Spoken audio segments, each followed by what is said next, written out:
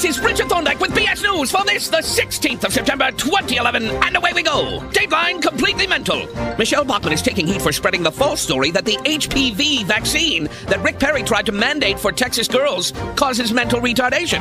Experts say that the vaccine did not end up being given out, and that it can in no way be blamed for the performance of Texas high schools under Rick Perry. Bachmann says she got her information from an audience member at the last debate.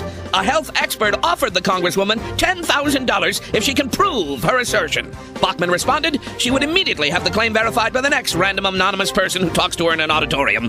Dateline, Mitt on Dick. This week, Mitt Romney said Dick Cheney, quote, is the kind of person he'd like to have for his vice president. That means that if he becomes president, Mitt Romney wants someone else to run the country, preferably someone without a pulse.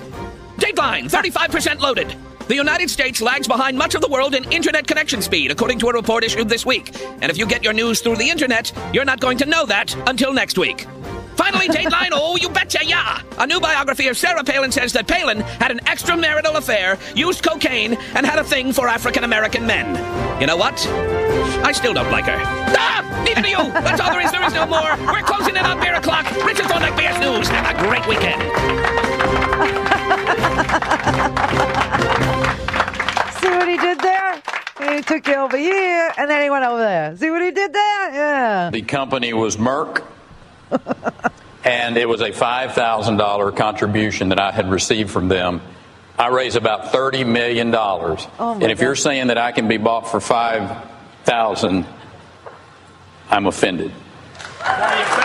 He wasn't bought for $5. Right. How much money did Merck give him? All right. Merck gave $28.5 to his gubernatorial campaigns, but then on top of that, they gave another $377,000 to the Republican Governors Association. Oh, my God.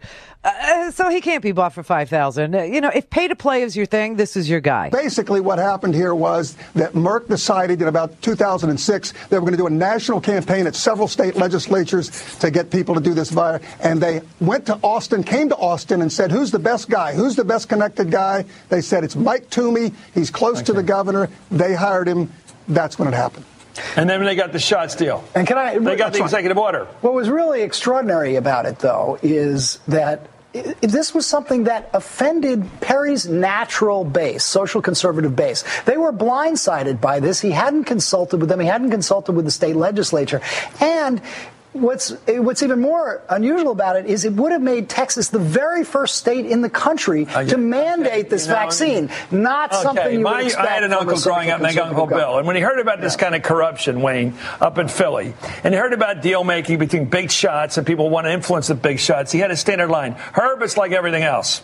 What the public in this country doesn't like to hear too often is that it's like everything else. Because after a while, when the public keeps hearing about corruption like this from the so-called clean guys, they really lose heart in our democracy. This is not a joke. And if people think that's the way it always is, it isn't always that way. There are a lot of clean politicians out there. And if pay to play is the way you like your government, vote for this guy. Exactly. If pay to play is the way you like your government, then vote for this guy. If one world corporate governance is your goal, then vote for this guy.